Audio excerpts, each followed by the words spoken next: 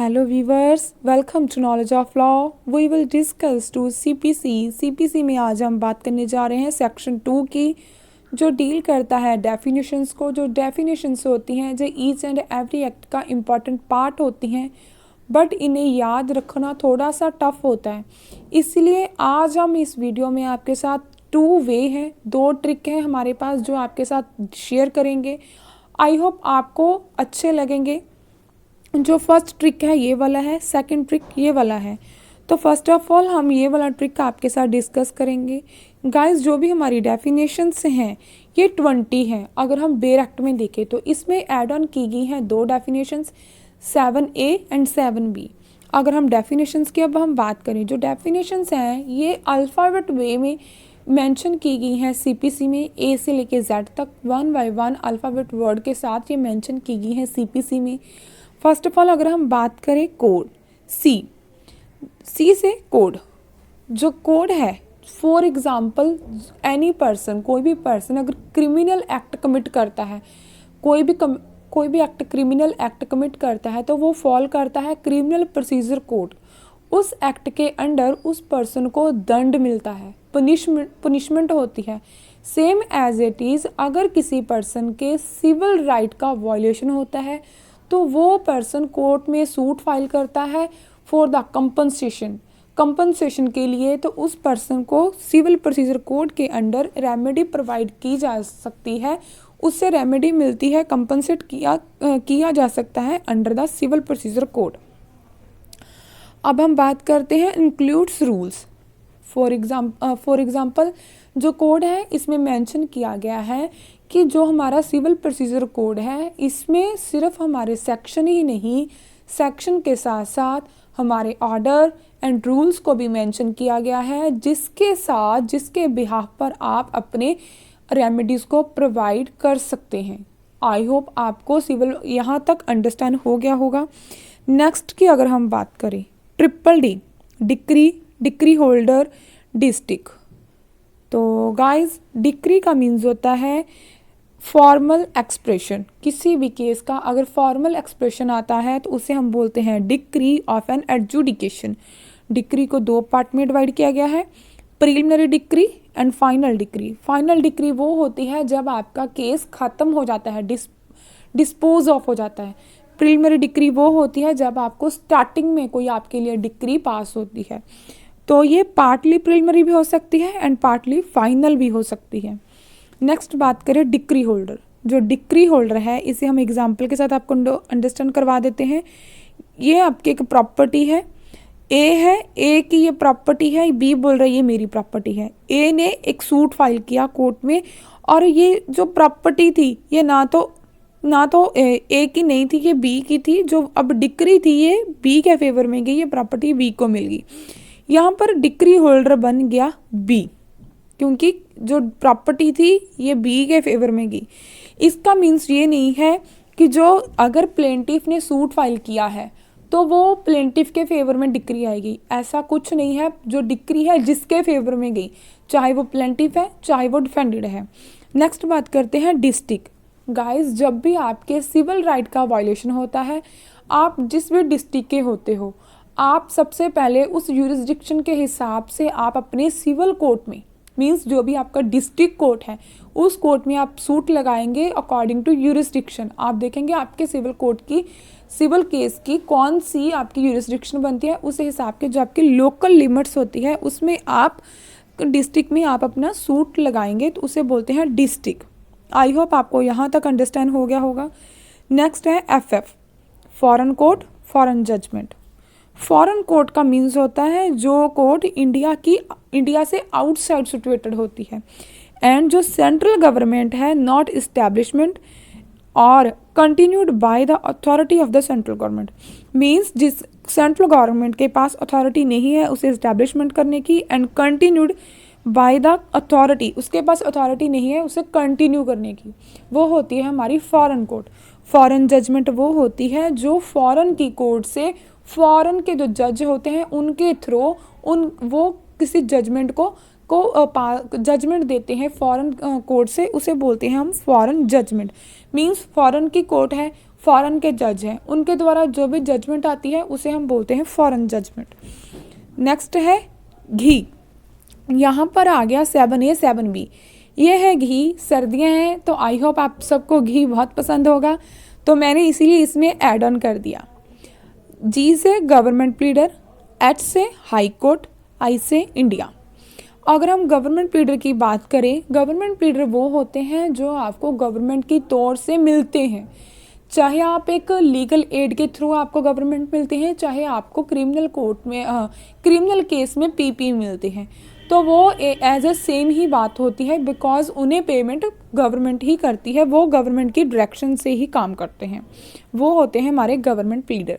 High court तो आपको पता है। इंडिया की अगर हम बात करें, जो भी इस सेक्शन में इंडिया में जो भी सेक्शन पहले एक्सक्लूड किए गए थे अब उन्हें इंक्लूड किया गया है। इसके साथ साथ स्टेट जम्मू एंड कश्मीर को भी इंडिया का पार्ट माना गया है, ये इंडिया का एक पार्ट है, बिकॉज जो हमारा रीऑर्गेनाइजेशन एक्ट 2019 के through state Jammu and Kashmir को इंडिया का पार्ट माना गया है, इंडिया में इंक्लूड किया गया है। आगे हम बात करें JJJ, जजमेंट।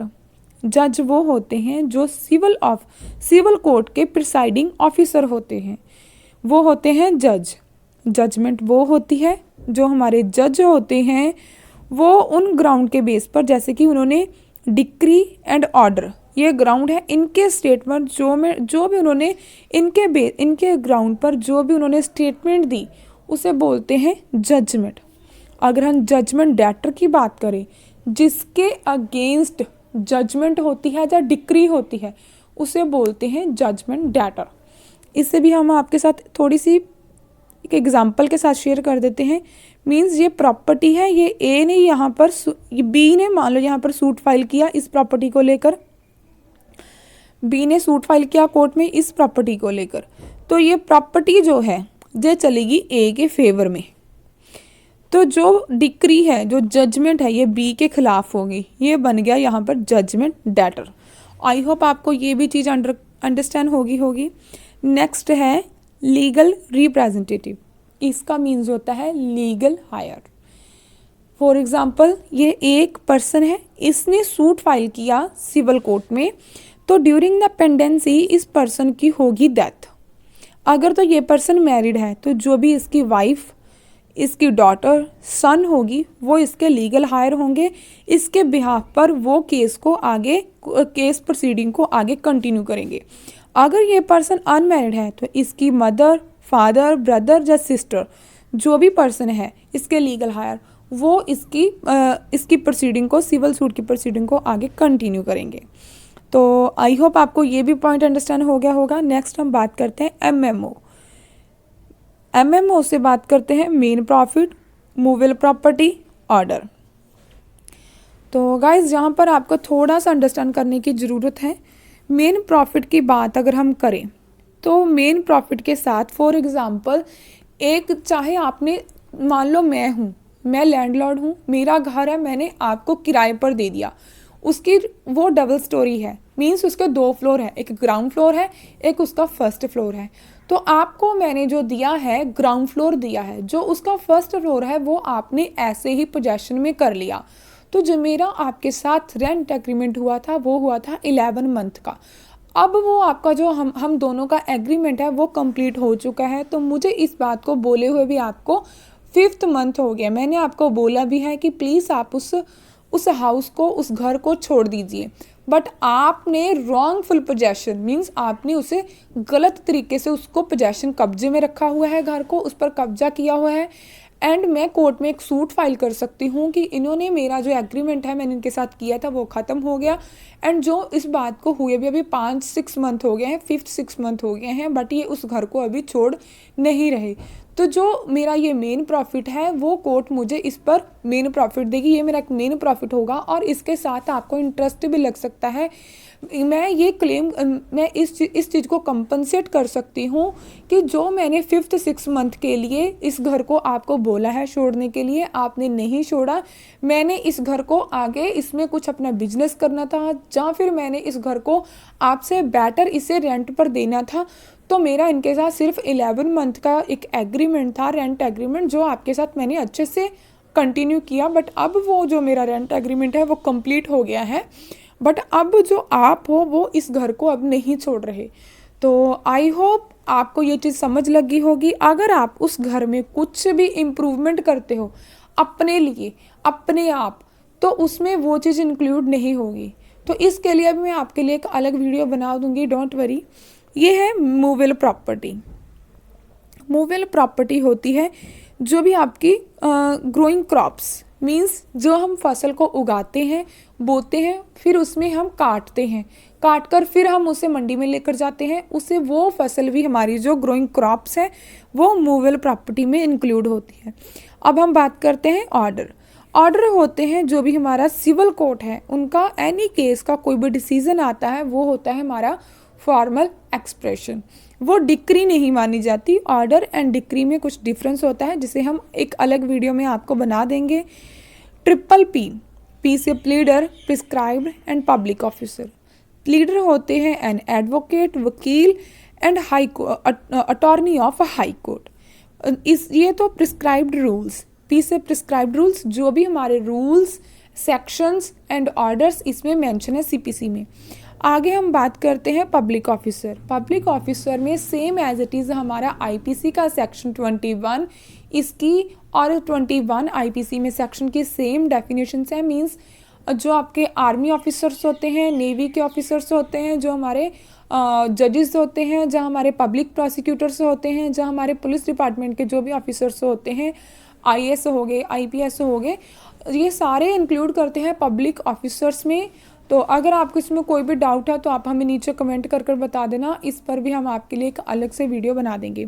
आगे है RSS, rules, share in corporation and sign.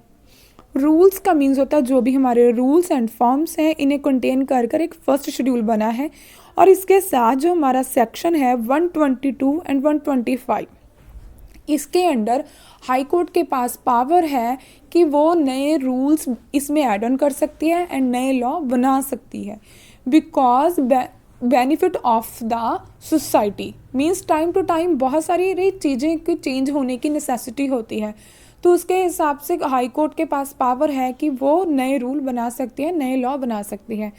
तो इन सेक्शन को हम आगे जाके डील करेंगे। शेयर इन कॉर्पोरेशन, एस से शेयर इन कॉर्पोरेशन, एस से साइन।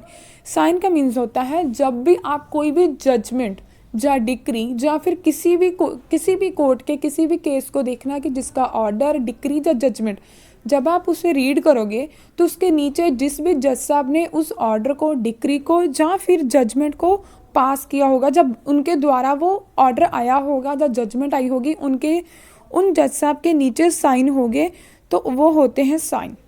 आई होप आपको ये वीडियो अच्छी लगे। अब हम आपके साथ सेकंड ट्रिक को शेयर करते हैं। ये वाली है हमारी सेकंड ट्रिक। ये मुझे फिंगर पर इजी लगा तो मैंने सोचा आपके साथ शेयर कर देती हूँ। ये है सी, सी से कोड, ट्रिपल डी, डी से डिक्री, डी से डिक्री होल्डर, डी से डिस्ट्रिक्ट। ये आ गया हमारा F, foreign court and foreign judgment. आगे आ गया हमारा G, government pleader, high court, India. ये आ गया ट्रिपल जे, जज, जजमेंट, जजमेंट लेटर। नेक्स्ट आ गया हमारा L, legal representative, means legal heir. अब हम बात करते हैं नेक्स्ट की एमएमओ। एमएमओ की अगर हम बात करें, ये है हमारा मेन प्रॉफिट, ये है आ गया हमारा मूवेबल प्रॉपर्टी, ये है आ गया हमारा ऑर्डर। इसके बाद की अगर हम बात करें ट्रिपल पी की बात करें, प्लीडर की बात करें, नेक्स्ट आता है हमारा prescribed public officer, RSS means हमारे रूल्स, फिर आता है हमारा शेयर इन कॉर्पोरेशन, नेक्स्ट आता है हमारा साइन। आई होप आपको ये ट्रिक कैसी लगी, आप हमें एक बार कमेंट कर ज़रूर बताना। एक बार हम आपको दोबारा से रिमाइंड करवा देते हैं। C code, triple D decree holder, district, F foreign court, foreign judgment, G government, high court, government pleader, high court and India, triple J से जज, जजमेंट, जजमेंट राइटर। एल से legal representative, legal heirs means. MMO, मेन profit, movable property and order. Triple P, P से आ गया हमारा, P से आता है हमारा प्लीडर।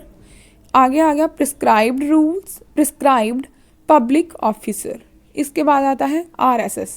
RSS का मीन्स होता है रूल, रूल्स आ गए हमारे। शेयर इन कारपोरेशन, ऐसे आ गया साइन। तो ये बताना कि आपको ये ट्रिक कैसी लगी। आई होप अगर आपको ये वीडियो अच्छी लगे तो प्लीज़ इसे लाइक कीजिए, अपने फ्रेंड्स के साथ भी इसे शेयर कीजिए, बिकॉज ये अभी ऑल इंडिया बार एग्ज़ाम भी है तो उनके लिए हेल्प हो जाएगा। अगर कोई पर्सन प्रेपरेशन कर रहा है जुडिशरी के एग्ज़ाम की तो उनके लिए भी हेल्प हो जाएगा। अगर कोई पर्सन लॉ की भी प्रेपरेशन कर रहा है, CPC उसका सब्जेक्ट है, तो उनके लिए भी बेनिफिट है ये वीडियो। तो प्लीज़ आप हमें नीचे कमेंट कर बताना कि आपको ये वीडियो कैसी लगे। Thanks for watching, like share.